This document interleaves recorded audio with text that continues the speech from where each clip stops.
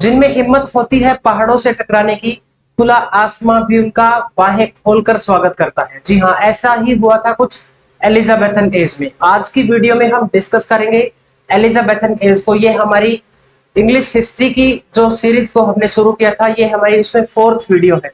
पहले हम Anglo Norman period, Anglo period और age of Chaucer, age of revival को डिस्कस कर चुके हैं। आज हम डिस्कस करेंगे एलिजाबेथन एज को। इस एज को इंग्लिश हिस्ट्री की गोल्डन एज मानी जाती है और इसको फर्स्ट रेनेसा भी बोला जाता है, क्योंकि इस एज में, एलिजाबेथन एज में, रेनेसा जो है पूरी तरह से फैल चुका था। रेनेसा सबसे पहले इटली में आया था और उसके बाद यूरोप के दूसरी जो कंट्रीज हैं उनमें फैल गया था। और अर्ली रेनेसा की शुरुआत जो है, मैंने पिछली वीडियो में आपको बताया था कि वो रिवाइवल एज से ही हो गई थी। और इंग्लैंड में रेनेसा को डेवलप करने में सबसे बड़ा कंट्रीब्यूशन जो है वो 3 राइटर्स का रहा था। 3 स्कॉलर थे ये, उनके बारे में भी पहले हम डिस्कस कर चुके हैं। तो आज हम एलिजाबेथन एज के बारे में बात करेंगे। इसकी टाइमलाइन है 1558 टू 1603। ये जो एलिजाबेथ है क्वीन, 1558 में इंग्लैंड की राजगद्दी पर बैठी थी और ये ट्यूडर पीरियड की लास्ट रूलर थी। ठीक है, ट्यूडर पीरियड 1485 में शुरू हुआ था और 1603 में एलिजाबेथ की डेथ के साथ ही ट्यूडर पीरियड खत्म हो जाता है। एलिजाबेथन एज को गोल्डन एज क्यों कहा जाता है? क्योंकि इसमें बहुत बड़े बड़े राइटर्स आए, जैसे कि विलियम शेक्सपियर, क्रिस्टोफर मार्लो जैसे राइटर्स ने और पेन जॉनसन जैसे राइटर्स ने इस एज में जन्म लिया। और इसीलिए इस एज में लिटरेचर जो है वो बहुत ज्यादा फ्लोरिश हुआ था, क्योंकि एलिजाबेथ, जो क्वीन एलिजाबेथ है, उसने सबको अपॉर्चुनिटी दी। यहां तक कि जो लोग जेल में बंद थे उनको भी अपॉर्चुनिटी दी। उनको बोला गया आइदर टू डाइट और टू डिस्कवर समथिंग न्यू, या तो जेल में पड़े पड़े तुम मर जाओ या फिर बाहर जाके एक्सप्लोरेशन करना शुरू करो। तो ऐसी अपॉर्चुनिटी दी क्वीन एलिजाबेथ ने। जितने भी लोग थे उन सबको अपॉर्चुनिटी दी, जिसके बदले में इसका रिजल्ट क्या हुआ? जो लोग थे वो उन्होंने बाहर जाके एक्सप्लोरेशन करना शुरू कर दिया। और यही एक रीजन था कि आर्ट और कल्चर जो है इस एज में बहुत ज्यादा फ्लोरिश हुआ, क्योंकि लोगों ने बाहर जाके जब एक्सप्लोरेशन करना शुरू किया, दूसरी कंट्रीज में वो जा रहे थे, तो इन्होंने वहां पे कॉलोनीज बनानी स्टार्ट कर दी थी। यहां से ब्रिटिश एम्पायर की भी शुरुआत होती है। और जैसे ही एलिजाबेथ जो है वो क्वीन बनती है, उसके कुछ टाइम बाद फिलिप सेकंड जो है, ये स्पेन का किंग था। फिलिप सेकंड, स्पेन उस टाइम पे बहुत बड़ी पावर थी। इनकी जो आर्मी है वो बहुत ज्यादा स्ट्रॉन्ग थी एज कंपेयर टू इंग्लैंड। तो फिलिप सेकंड ने एलिजाबेथ को मैरिज प्रपोजल भेजा। पहले उसने डिनाई कर दिया, दूसरी बार फिर मैरिज प्रपोजल भेजा, दोबारा भी क्वीन एलिजाबेथ ने उसको डिनाई कर दिया। अब हम थोड़ा सा इसके बारे में डिस्कस करते हैं कि क्वीन एलिजाबेथ ने शादी के लिए मना क्यों किया था। उसने लाइफ टाइम शादी नहीं की, इसलिए एलिजाबेथ को वर्जिन क्वीन भी बोला जाता है। और जीवन भर शादी क्यों नहीं की?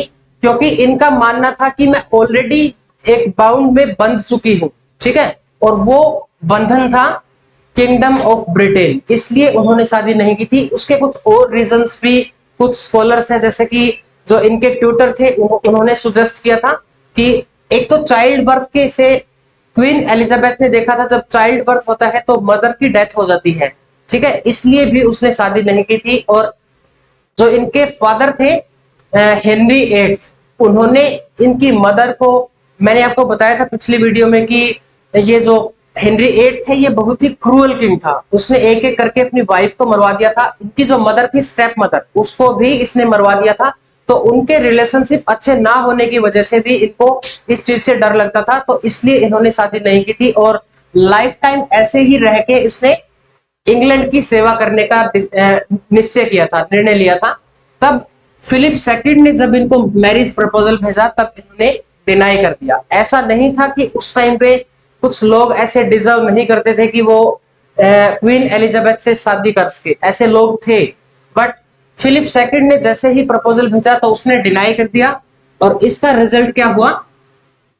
इस बात से बहुत ज्यादा फ्यूरियस हो गया, बहुत ज्यादा गुस्सा आ गया फिलिप सेकंड को, और पावरफुल काफी ज्यादा था इसके। इसलिए फिलिप सेकंड ने इंग्लैंड पे अटैक किया 1588 में, इसको बोला जाता है the battle of Spanish armada. Armada का मतलब होता है जिसको डिफीट नहीं किया जा सकता। ये जो स्पेनिश आर्मेडा था, ये एक बहुत बड़ी सेना थी, इसमें काफी सारे ये बोट्स थी, समुद्र के रास्ते से ये लोग आए थे। ऑलमोस्ट 7 से 8 हजार लोग जो है इसमें सोल्जर थे। तो इन्होंने जैसे ही अटैक किया तो क्वीन एलिजाबेथ ने अपने सोल्जर्स को एनकरेज किया। उसने अपने सोल्जर्स को बोला कि ऐसा नहीं है कि मैं तुम्हें सिर्फ इंस्ट्रक्शन दूंगी, मैं तुम्हारे साथ युद्ध में चलूंगी, वॉर में चलूंगी, और तुम्हारे साथ जो है कंधे से कंधा मिलाकर मैं लड़ूंगी, और आज शाम तक हम ये लड़ाई जीत जाएंगे। ऐसे क्वीन एलिजाबेथ ने बहुत ही एनकरेज करने वाला स्पीच दिया था। One of the best Renaissance speech बोला जाता है इसको, जिसकी वजह से ये बहुत सोल्जर काफी इंप्रेस हुए। उनको लगा कि आज शाम तक हम जीत जाएंगे, तो उन्होंने युद्ध करने के लिए अपनी तैयारियां शुरू कर दी। तो हुआ क्या, उस टाइम पे ये जो समुद्र के रास्ते से इनके जहाज आए थे, तो उस टाइम पे क्या हुआ, समुद्र में कुछ अनयूजुअल स्टॉर्म्स आए, कुछ तूफान आए, जिनकी वजह से जो स्पेनिश आर्मेडा जो है वो बह गई, डिस्ट्रॉय हो गई, कुछ पानी में डूब गई।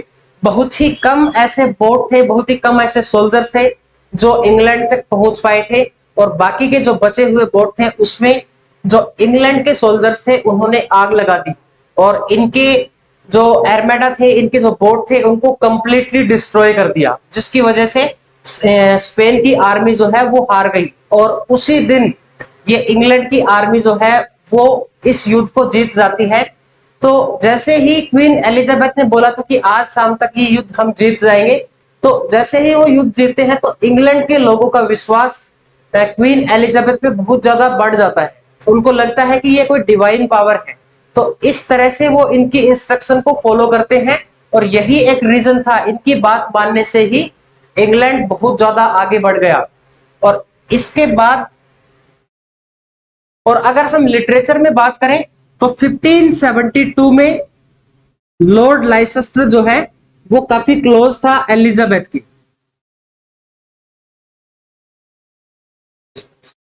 लॉर्ड लाइसेस्टर ये पहला आदमी था जिन्होंने क्वीन एलिजाबेथ से थिएटर ओपन करने के लिए परमिशन मांगी, और 1576 में इंग्लैंड में फर्स्ट थिएटर खोला गया, द थिएटर।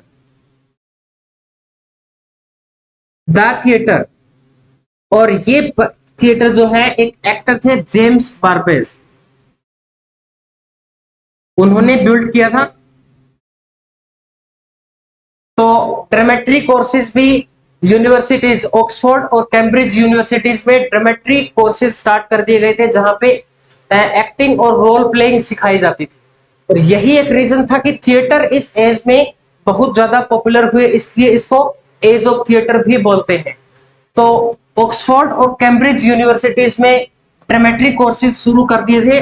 उसके बाद ऑक्सफोर्ड और कैम्ब्रिज यूनिवर्सिटी से 7 स्कॉलर्स आए, जिनको यूनिवर्सिटी विट्स बोलते हैं। यूनिवर्सिटी विट्स, ये टर्म जो है वो जॉर्ज सेंट्सबरी ने दी थी। जॉर्ज सेंट्सबरी ने इस टर्म को कॉइन किया है। ये जो ऑक्सब्रिज यूनिवर्सिटी से थे, ये ऑक्सफोर्ड और कैम्ब्रिज, ये 7 स्कॉलर थे जिन्होंने लिटरेचर में बहुत बड़ा कंट्रीब्यूशन किया। और इसमें से अगर हम 7 में से एक स्कॉलर ऐसा था, थॉमस किड, जो किसी भी यूनिवर्सिटी से बिलोंग नहीं करता था। बाकी जो हैं जैसे कि जॉन लिली, ये ऑक्सफोर्ड यूनिवर्सिटी से थे, John lily, George Peele, Thomas Lodge, और बाकी के 3 जो है वो कैम्ब्रिज यूनिवर्सिटी से थे, क्रिस्टोफर मार्लो, रॉबर्ट ग्रीन, और थॉमस नैस। बहुत ही इंपॉर्टेंट नाम है ये, इनके नाम याद रखने हैं। पेपर में अक्सर ये क्वेश्चन पूछा जाता है कि कौन सा यूनिवर्सिटी बिट्स नहीं है, ठीक है। तो तीन इसमें लॉज आते हैं, सॉरी तीन थॉमस है, थॉमस नैस, थॉमस लॉज और थॉमस किड। और तीन कलर के नाम पे भी हम इनको याद कर सकते हैं, लिली लाल, पीली पीला और ग्रीन हरा। ये तीन ऐसे हम याद कर सकते हैं इनको। और क्रिस्टोफर मार्लो है एक अलग से। इसको मैं यूनिवर्सिटी बिट्स में काउंट क्यों किया गया, ये किसी भी यूनिवर्सिटी से बिलोंग नहीं करता था, बट इसकी राइटिंग जो स्टाइल है उसकी वजह से इसको यूनिवर्सिटी बिट्स में इंक्लूड किया गया है। इन्होंने ट्रेजेडी लिखना शुरू किया था इंग्लिश लिटरेचर में सबसे पहले। वैसे तो एक ट्रेजेडी पहले से लिखी जा चुकी थी इंग्लिश लिटरेचर में, जिसको बोलते हैं गोरबोडक। इसको 1561 में लिखा गया था, 1562 में इसको ऑफिशियली पब्लिश करवाया गया था। तो गोरबोडक लिखा था थॉमस सैकविले ने और थॉमस नॉर्टन ने। ये फर्स्ट ट्रेजेडी मानी जाती है इंग्लिश लिटरेचर में। और थॉमस नॉर्टन और थॉमस सैकविले ने प्रोज के अंदर ब्लैंक वर्स को इंट्रोड्यूस किया था। Blank verse in prose introduce by Thomas Sackville और थॉमस नॉर्टन। ये पहले भी मैं आपको बता चुका हूं। और इसके अलावा फर्स्ट जो कॉमेडी लिखी गई थी वो भी पहले लिखी जा चुकी थी। फर्स्ट कॉमेडी जो है वो लिखी थी निकोलस उडाल ने, राल्फ रोएस्टर डॉयस्टर। ये इंग्लिश लिटरेचर की फर्स्ट कॉमेडी मानी जाती है। इसको लिखा था निकोलस उडाल ने। इसको लिखा था 1552 में, ठीक है, ये भी आप याद रखना। उसके बाद हम बात करते हैं क्रिस्टोफर मार्लो के बारे में। क्रिस्टोफर मार्लो जो है उनका 1564 में इनका जन्म होता है और 1593 में इनकी डेथ हो जाती है। बट इनकी डेथ के बारे में कुछ पता नहीं है कि इनकी डेथ कैसे हुई थी। उस टाइम पे एक लेटर सर्कुलेट किया गया था, काफी जगह पे उस लेटर को डिस्ट्रीब्यूट किया गया। उस लेटर में जीसस क्राइस्ट को गे बोला गया, जिसकी वजह से क्रिश्चियनिटी में एकदम से हड़कंप फैल गया था। और उन्होंने जानने की कोशिश की कि ये लेटर जो है वो किसने सर्कुलेट किया है। तो उसका पता लगाने के लिए ये जो थॉमस किड है इसको कैप्चर कर लिया गया, ठीक है, इसको पकड़ लिया गया। और ये जो है वो रूममेट था मार्लो का, क्रिस्टोफर मार्लो का रूममेट था ये। तो जब इसको टॉर्चर किया गया तब इसने ये प्रूव किया कि ये लेटर जो है क्रिस्टोफर मार्लो ने लिखा है, जिसकी वजह से क्रिस्टोफर मार्लो को डेथ सेंटेंस सुना दी गई। और अब ये डेथ से बचने के लिए कुछ लोग ऐसे, कुछ क्रिटिक्स जो हैं वो ऐसा मानते हैं कि ये जो है डेथ से बचने के लिए इन्होंने एक प्लान बनाया था। एक रेस्टोरेंट में तीन फ्रेंड्स थे, ये बिल पे करने के मुद्दे पे इनकी लड़ाई हुई, जिसकी वजह से ये इंग्राम फ्रिंजर, दो और लोग थे इंग्राम फ्रिंजर और विलियम बियर्डस्ले,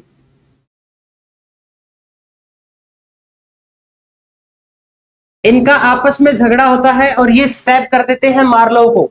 तो मार्लो को वहां पे मार दिया जाता है। बट इनकी जो बॉडी है, इनकी जो डेड बॉडी है वो कभी भी रिकवर नहीं हुई। जैसे कि सुभाष चंद्र बोस की बॉडी रिकवर नहीं हुई, बॉडी उनकी मिली नहीं, कहां गई।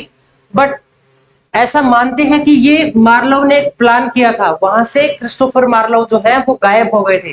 कुछ क्रिटिक्स का मानना है कि क्रिस्टोफर मार्लो जो है वो खुद शेक्सपियर है। ये कंट्रोवर्सी है।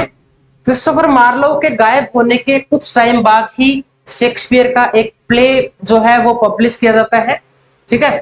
तो कुछ लोगों का मानना है कि शेक्सपियर ही क्रिस्टोफर मार्लो है, लेकिन क्योंकि क्रिस्टोफर मार्लो की बॉडी रिकवर नहीं हुई और इनकी पेरेंटिंग के बारे में भी नहीं पता, स्टार्टिंग में इनकी पेरेंटिंग के बारे में नहीं पता, ना ही इनकी, ठीक है।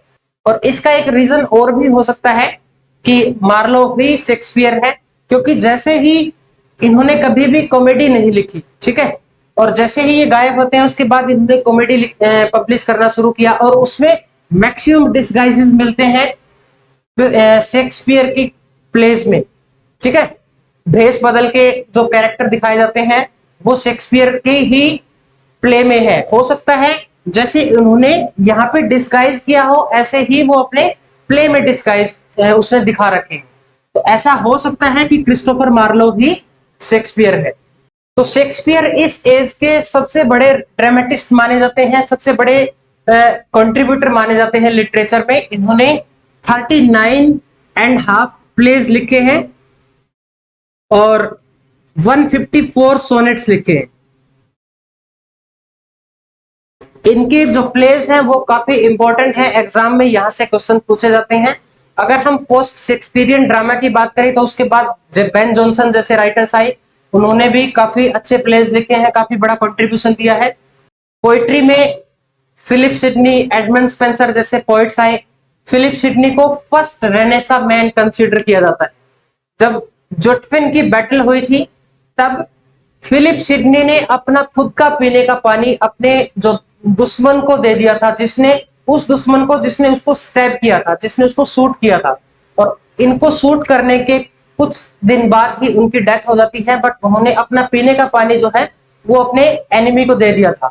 इसलिए इनको फर्स्ट रेनेसा मैन कंसिडर किया जाता है और वॉल्टर रेले को भी रेनेसा मैन कंसिडर किया जाता है।